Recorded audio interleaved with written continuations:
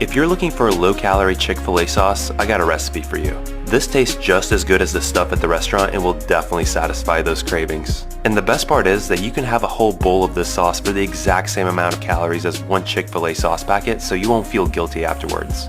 Let's get into it. All you're going to do is add light mayo to a bowl along with sugar-free barbecue sauce, a little yellow mustard, some honey, apple cider vinegar or fresh lemon juice, smoked paprika, and onion powder. Now give it all a good mix until it's nice and smooth, add it to a squeeze bottle and store in the fridge for up to 3 weeks. Now enjoy and follow for more.